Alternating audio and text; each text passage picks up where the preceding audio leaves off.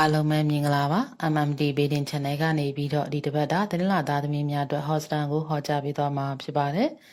15ရက်3လ2025မှာ23ရက်3လ2025ဒီ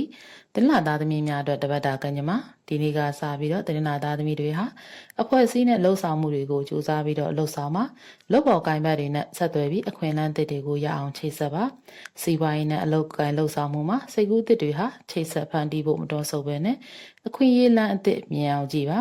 ချေရအိမ်တော်ရေးအနေနဲ့ကတော့စိတ်ခံစားချက်တွေပုံမှုနဲ့ဆိုင်လာပါလိမ့်မယ်အိမ်တော်ရေးနဲ့ပတ်သက်ပြီးအဆင်မပြေမှုအနေငယ်ကြုံတဲ့အတွက်စကားပြောအနေငယ်ဆင်ញင်ပေးပါငွေကြေးကဏ္ဍအနေနဲ့ကတော့မိသားစုနဲ့သက်ဆိုင်တဲ့အသုံးစရိတ်တွေတိုးလာပါလိမ့်မယ်ဘတ်ဂျက်စရာဆွဲပြီးတော့စီမံသင့်ပါတယ်ကျန်းမာရေးကဏ္ဍအနေနဲ့ကတော့စိတ်ဖိစီးမှုကြောင့်ခေါင်းကိုက်တာအိမ်မပြောတာတွေဖြစ်နိုင်ပါတယ်ကျန်းမာရေးဓာတ်စာအနေနဲ့ကတော့တဘာဝလက်ဖိပူပူလေးတောက်ပါညဘက်မှာဖုံးသုံးတာလျှော့ပြီးအိယာဝင်စောအိယာဝင်သင့်ပါတယ်ကံကောင်းစေတဲ့အရာများကတော့ကံကောင်းစေတဲ့အရာကငွေရောင်ကြည်ပြရောင်ကံကောင်းစေတဲ့နံပါတ်ကတော့2ခွန်ဖြစ်ပါတယ်ကံကောင်းစေတဲ့ကြောက်မြတ်ယေဒနာကတော့မြပါ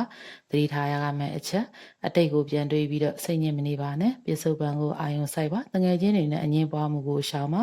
အဓိကအကြံပေးလိုတာကတော့တင်းရမိသားစုဝင်တွေနဲ့အချိန်ဖြုံးမှာအိမ်မှာစိတ်လှုပ်ရှားပွဲအစီအစဉ်တွေပြုလုပ်ပါဥပမာမော်လုစားပွဲကတင်ကိုစိတ်ချမ်းသာပါစေလိမ့်မယ်ရေရအနေနဲ့ကတော့မုံလုံးရေပေါ်အိမ်ရှိဖျားမှာကတ်လူပေးပါပျော်ရှင်သောနေ့တစ်လေးကိုပိုင်ဆိုင်နိုင်ကြပါစေ။